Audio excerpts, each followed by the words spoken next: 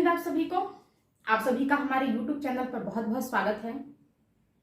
हमारा टॉपिक अलंकार चल रहा था और अलंकार हम सभी पढ़ चुके हैं और आज की क्लास में हम अलंकार के अंतर्गत जो महत्वपूर्ण क्वेश्चन आते हैं, जो परीक्षा की दृष्टि से बेहद ही महत्वपूर्ण है, आज उन प्रश्नों का एक मैराथन क्लास है।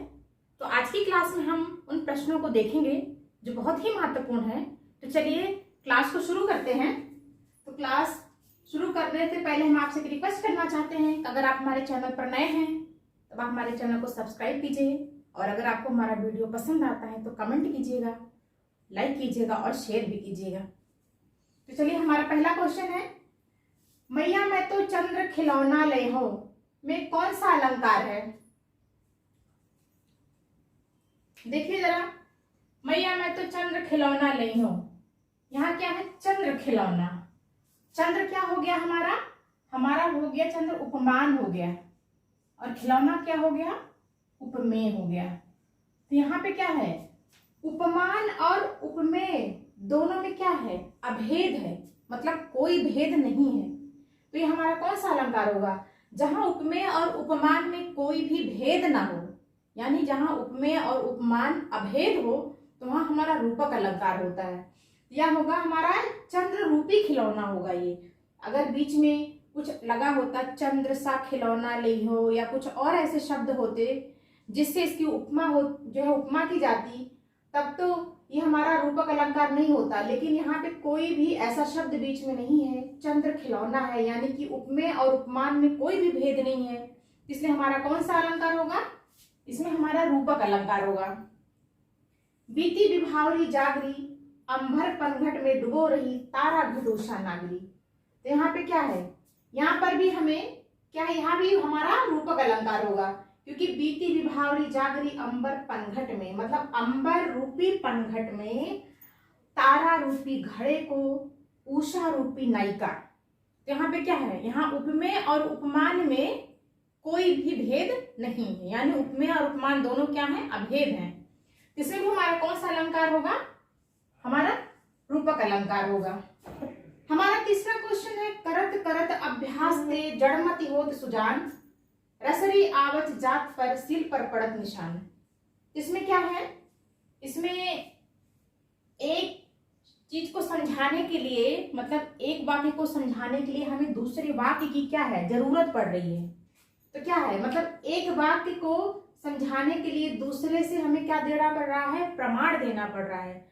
और हमने आपको पढ़ाया था क्लास में कि जिसमें जो है प्रमाण देना पड़े या मिसाल देना पड़े, वो कौन सा अलंकार होता है? वो दृष्टांत अलंकार होता है। यहाँ पे क्या है कि अभ्यास करने से जो जड़मति है, बुद्धिहीन है, वो भी क्या हो जाता है? सुजान हो जाता है, यानी बुद्धिमान हो जाता है।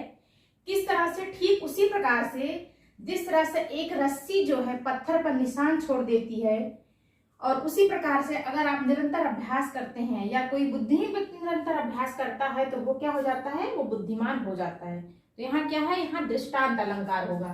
तो हमारा दृष्टांत अलंकार, हमारा थर्ड वाला ऑप्शन इसमें क्या है? सही है। सूर सूर तुलसी ससी उड़गन केशव दास। इसमें कौन सा अलंकार है? यहाँ पे हमें क्या मिल रहा है? सूर मिल रहा है और सूर मिल रहा है। दो सूर मिल रहे हैं, पर दोनों की जो अर्थ है वो अलग अलग है।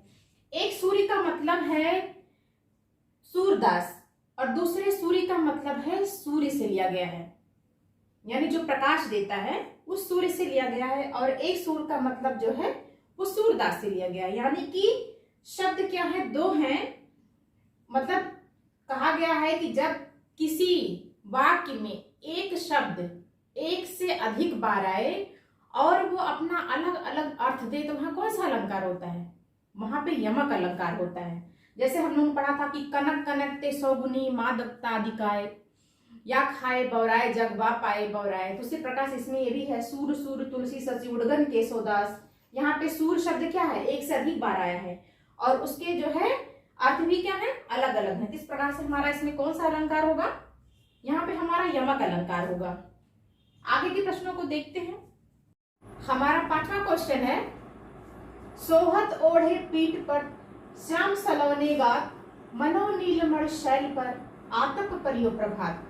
तो इसमें आपको हम क्या मिल गया? मनो। और आपने क्या देखा था कि जनु जानो मनु मानो मनो जनहु मनहु, अगर इस तरह का अगर कोई भी शब्द आता है तो हमारा कौन सा अलंकार होता है? वो हमारा उत्प्रेक्षा अलंकार होता है। इसमें हमारा क्या हो गया? उत्प्रेक्षा अलंकार हो गया। छठा क्वेश्चन है कनक कनकते सौगुनी मादकता अधिकाय या खाए बौराए जब वा पाए बौराए। अभी हमने इसके पहले जो क्वेश्चन करवाया था सूर सूर तुलसी शशि उडगन केशोदास, तो उसमें यमक अलंकार था। उसमें हमने उदाहरण भी दिया था इसका कि कनक कनक जो है 2 बार आता है और एक कनक का क्या अर्थ है? धतूरा, दूसरे कनक का क्या अर्थ है? सोना। इस तरह से कनक शब्द एक से अधिक बार आया है और उसके अलग अलग अर्थ हैं। इससे हमारा कौन सा अलंकार होगा? हमारा यमक अलंकार होगा। दृग उर्झत टूटत कुटुम जुरत चतुर चित प्रीत अपरति गांठ दुर्जन हिये दई नई हरी। इसमें क्या है?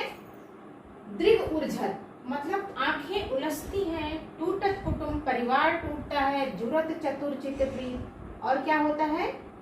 चतुर मतलब यहाँ क्या है? यहाँ प्रेमी से लिया गया है। जुरत चतुर चित प्रीत मतलब प्रेमी से क्या होता है? संबंध जुड़ता है। और परत गांठ दुर्जन ही मतलब जो वैमनस्य की भावना या द्वेष की भावना है वो उन लोगों के हृदय में पड़ती है जो पसंद नहीं करते। ऐसा दई नई यह रीति, यह कैसी मतलब रीति है। मतलब यहाँ पे क्या हो रहा है?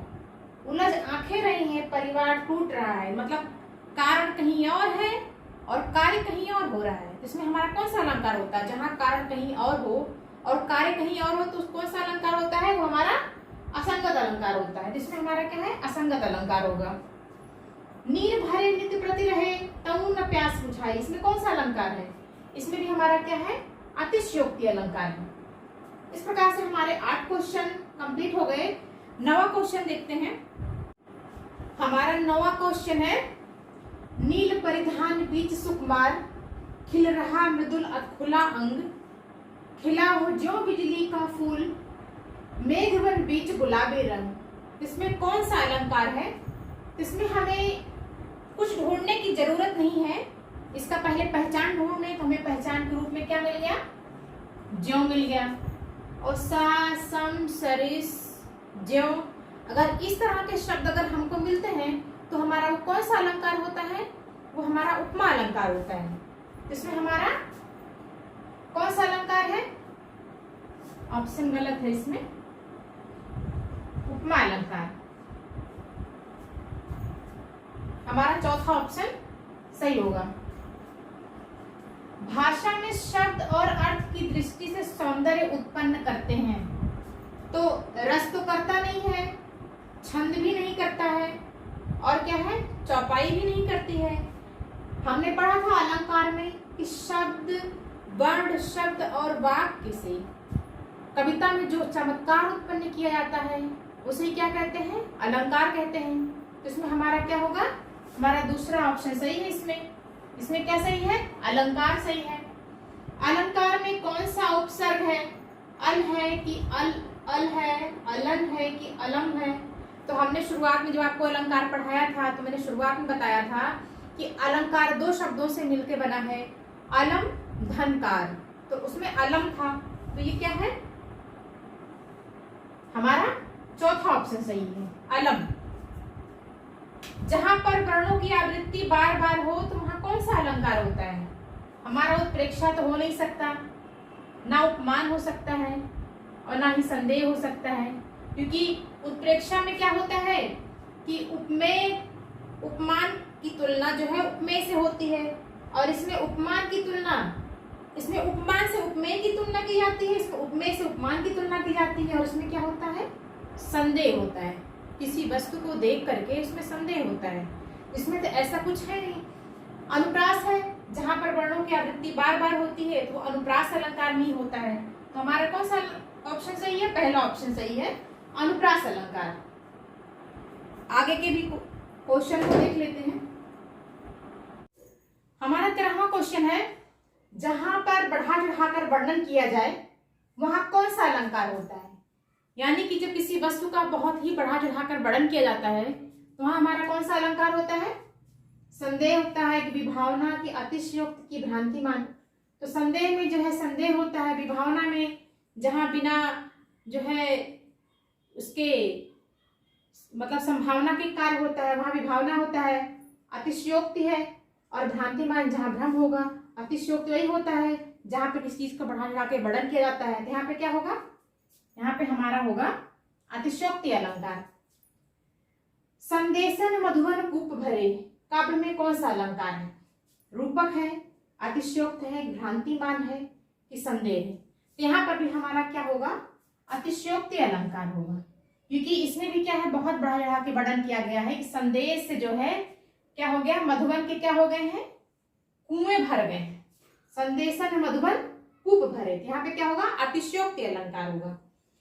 जहां किसी वस्तु का लोक सीमा से इतना अधिक बढ़ा चढ़ाकर वर्णन किया जाए कि वह असंभव की सीमा तक पहुंच जाए, वहां कौन सा अलंकार होता है? ये क्वेश्चन बहुत ही इंटरेस्टिंग है। अतिशयोक्त है, विरोधाभास है, अत्युक्ति है और उत्प्रेक्षा है। एक अतिशयोक्ति है, एक अत्युक्ति है। यानी कि अतिशयोक्ति में क्या होता है, जहां पर बहुत बढ़ा चढ़ाकर वर्णन किया जाता है, लेकिन यहाँ पे क्या होता है, सिर्फ बढ़ा चढ़ाकर वर्णन किया जाता है। जैसे इसका उदाहरण देखें तो इसका उदाहरण हमने आपको दिया था इसमें अतिशयोक्ति अलंकार में, जहां पे बहुत चीजों का अधिक बढ़ा चढ़ा के वर्णन किया जाए, वहां पे क्या होता है, अतिशयोक्ति अलंकार होता है। और अत्युक्ति में क्या होता है, जब किसी वस्तु की बढ़ा चढ़ाकर वर्णन किया जाए और इतना अधिक किया जाए कि वो असंभव की सीमा को भी क्या हो जाता है, संभव की सीमा को पार हो जाए, वो असंभव सा प्रतीत होने लगे, तो वहां पे हमारा क्या होगा, अत्युक्ति अलंकार होगा। इसका संधि विच्छेद करके क्या होगा, अति प्लस युक्ति, मतलब किसी भी युक्ति को बहुत अतिशयता के साथ प्रस्तुत करना इस प्रकार कि वह झूठा प्रतीत हो, तो वहां पे क्या होगा, वहां पे हमारा अत्युक्ति अलंकार होता है। तो यहाँ पे क्या होगा, हमारा अत्युक्ति होगा। अतिशयोक्ति क्या होता है, ये हमारा एक होता है संभव की सीमा तक वर्णन होता है इसमें, और ये होता है असंभव की सीमा तक वर्णन।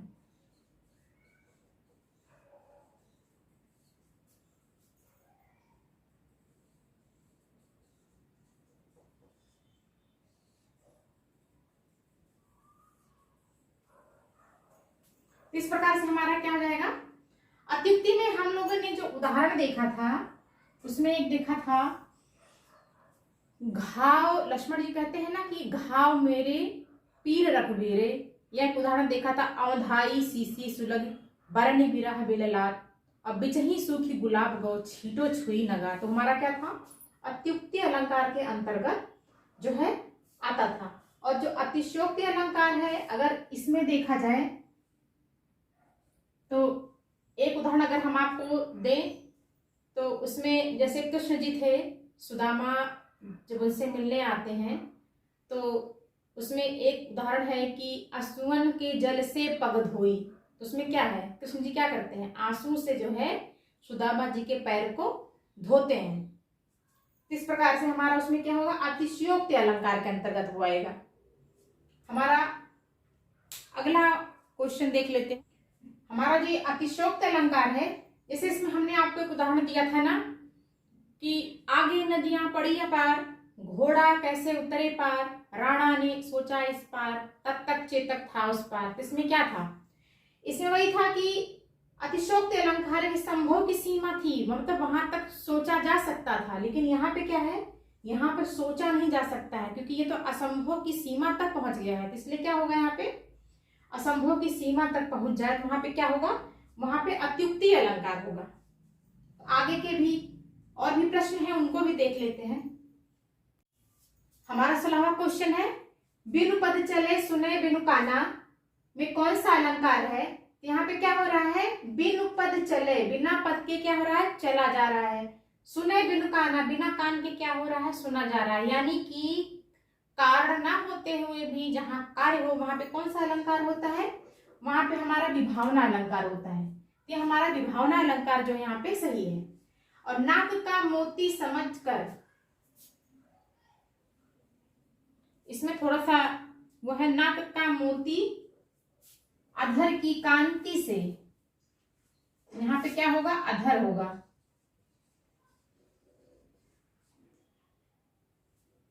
नाक का मोती अधर की कांति से, बीज दाढ़ी का समझकर भ्रांति से, देख कर सहसा हुआ शुक मौन है, सोचता है अन्य शुक यहाँ कौन है। यहाँ पे क्या है, नायिका के जो है अधर की कांति से, नायिका का जो होठ है उसके होठों की चमक से को देख करके, बीज दाढ़ी का समझकर भ्रांति से, जो उसके नाक में जो है नायिका ने पहना हुआ है उसमें क्या है, लाल कलर का एक नग रखा हुआ है। तो वो क्या है, वो क्या है, तोते को दाड़िम का बीज यानी अनार का बीज दिख रहा है, और नायिका का जो होठ है उसको क्या दिख रहा है, वो शुक का चोंच दिख रहा है। वही कह रहा है कि नाक का मोती अधर की कांति से, होठों की जो कांति है, उनके नायिका के होठों की जो कांति से जो है नायिका का जो नाक में जो पहनी है उसको जो है शुक क्या कर रहा है, उसको दाड़िम का बीज समझ रहा है, अनार का बीज समझ रहा है। देखकर सहसा हुआ शुक मौन है, और उसको देख करके वो मौन है और यही सोच रहा है कि यह दूसरा शुक यह कौन है। तो इसमें क्या है, भ्रांतिमान अलंकार होगा, इसमें संदेह नहीं होगा, भ्रांतिमान अलंकार होगा, क्योंकि इसमें भ्रम की स्थिति जो है पैदा हो रही है। क्योंकि नायिका का नाक का जो मोती है उसमें क्या है कि तोते को, नाक की जो मोती है तोते को अनार का बीज दिख रहा है, और वो जो है नायिका के होठ को देख करके सोच रहा है कि तोते का क्या है, चोंच है, और जो है उसके चोंच में जो है अनार का दाना है। वही सोच रहा है कि ये दूसरा शुक कौन है। इस प्रकार से हमारा क्या है, भ्रम की स्थिति इसमें हो रही है। हमारा 18वां क्वेश्चन है, पाए महावर देन को नाइन बैठी आए, फिर जानी महावरी एड़ी मेड़ दी जाए। इसमें क्या है कि नाइन जो है नायिका के पैर में आती है महावर देने के लिए और बैठती है, और फिर जानी महावरी, उसके नायिका का पैर इतना गुलाबी है कि उसको रगड़ती है, वो छूट जाए, फिर उसके पैर में हम महावर दें। जबकि नायिका का पैर इतना गुलाबी होता है, ऐसा लगता है जिसने उसने पहले से उसमें क्या है, महावर लगा के रखा हो। तो यहाँ पर भी क्या है, यहाँ पर भी भ्रम की स्थिति है। इस प्रकार से हमारा इसमें भी कौन सा अलंकार होगा, भ्रांतिमान अलंकार होगा। अगला क्वेश्चन देखते हैं। हमारा अगला क्वेश्चन है, मेरो मन अनंत कहाँ सुख पावे, जैसे उड़ जहाज को पंछी फिर जहाज पर आवे। इसमें जो है कौन सा अलंकार पूछा गया है, उत्प्रेक्षा है कि रूपक है कि उपमा है कि अनुप्रास है। तो फिर यहाँ पे क्या है, जैसे एक संभावना जताई गई है कि जैसे उड़ जहाज पर पंछी फिर जहाज पर, मतलब जहाज से उड़ने के बाद पंछी क्या होता है, फिर जहाज पर आता है। उसी प्रकार से हमारा जो मन है वो अनंत है, कहीं सुख नहीं पा रहा है और घूम घाम के फिर वहीं एक ही जगह आ रहा है। एक संभावना जताई गई है, तो जहाँ पे संभावना जताई जाए वहां पे हमारा क्या होता है, वहां पे उत्प्रेक्षा अलंकार होता है। इसमें हमारा क्या है, उत्प्रेक्षा अलंकार है। और जो रहीम उत्तम प्रकृति का करी सकत कुसंग, चंदन विष व्यापत नहीं लिपटे रहा भुजंग। यानी कि अगर आदमी उत्तम प्रकृति का है, अगर अच्छे स्वभाव का है, तो वो कुसंग मतलब कि अगर वो कुसंगित व्यक्ति के साथ में या दुष्ट व्यक्ति के साथ में अगर वो बैठता है तो भी उसके स्वभाव में कोई परिवर्तन नहीं होगा। जिस प्रकार से चंदन विष व्यापत नहीं लिपटे रहत भुजंग, मतलब कि सांप चंदन के पेड़ में लिपटा रहता है फिर भी जो उसका विष है वो चंदन के पेड़ में नहीं जा पाता है। उसी प्रकार से जो है अच्छा मनुष्य अगर बुरी संगत वाले लोगों के साथ में रहता है तो भी उसका जो स्वभाव है वो बदलता नहीं है। तो इसमें क्या है, इसमें एक अर्थांतर न्यास अलंकार है, तो इसमें जो है वो होगा, क्योंकि दोनों में क्या है कि एक ही लाइन में जो है उसके अर्थ को स्पष्ट कर दिया गया है। इसमें भी इसके अर्थ को स्पष्ट कर दिया गया, इसमें भी इसके अर्थ को स्पष्ट कर दिया गया है। तो इस प्रकार से इसमें क्या होगा, अर्थांतर न्यास अलंकार होगा। और वही मनुष्य है जो मनुष्य के लिए मरे। तो यहाँ पर क्या है, मनुष्य दो बार आया है, ये मनुष्य। एक मनुष्य का मतलब जो होता है वो क्या है, मानव है, और एक मनुष्य क्या है, इंसानियत के लिए कहा गया है। मतलब कि शब्द एक जो है एक से अधिक बार आया है, लेकिन दोनों का जो अर्थ है वो क्या है, वो अलग अलग है। तो यहाँ पे क्या होगा हमारा, यहाँ पे हमारा यमक अलंकार होगा। काली घटा का घमंड घटा में अलंकार कौन सा। यहाँ पर भी क्या है, घटा शब्द आया है और घटा शब्द आया है। तो एक घटा का मतलब क्या है, बादल है, यहाँ पे इसका मतलब क्या है, बादल है, और इसका घटा का मतलब क्या है, कम होना। यानी काली घटा काले बादल का क्या है, घमंड जो है वो कम हो गया है। काली घटा का घमंड घटा। इसमें जो है शब्द एक शब्द एक से अधिक बार आया है और उसके अर्थ भी अलग अलग है। तो यहाँ पे भी हमारा कौन सा अलंकार होगा, यहाँ पे भी हमारा यमक अलंकार होगा। आगे के प्रश्नों को देखते हैं।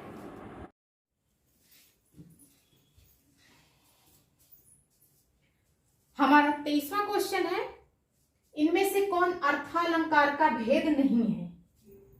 उपमा अलंकार, यमक अलंकार, संदेह अलंकार और विभावना अलंकार। तो इसमें हमारा कौन सा अलंकार नहीं है? ये हमारा जो यमक अलंकार है ये शब्द अलंकार का भेद है।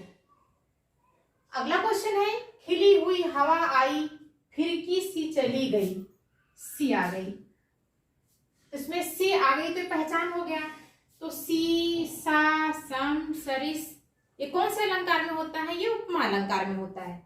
इस प्रकार से हमारा इसका पहला ऑप्शन जो है उपमा अलंकार इसमें सही है। पायो जी मैंने राम रतन धन पायो में अलंकार कौन सा है? रूपक है कि उपमा है, उत्प्रेक्षा है कि संदेह है? तो उपमा तो हो नहीं सकता, क्योंकि इसमें क्या है कि उपमान से उपमेय की तुलना की जाती है, उत्प्रेक्षा में उपमेय से उपमान की तुलना की जाती है। संदेह भी नहीं हो सकता है, क्योंकि इसमें ऐसा कोई है नहीं शब्द। राम रतन, राम रूपी रतन, इसमें क्या होगा? हमारा रूपक अलंकार होगा, क्योंकि इसमें क्या है कि राम रूपी धन का वर्णन किया गया है। इसमें क्या है कि उपमेय और उपमान में क्या है? अभेद है। इस प्रकार से हमारा कौन सा अलंकार होगा? इसमें रूपक अलंकार होगा। इस प्रकार से आशा करती हूँ कि आपको हमारा आज का क्लास समझ में आया होगा और आपको अच्छा भी लगा होगा। आज की क्लास को हम यहीं समाप्त करते हैं और हमारा अलंकार का टॉपिक समाप्त होता है। अगली क्लास में हम रस को पढ़ेंगे और आपको हमारा क्लास कैसा लगा आप कमेंट बॉक्स में जरूर बताइएगा।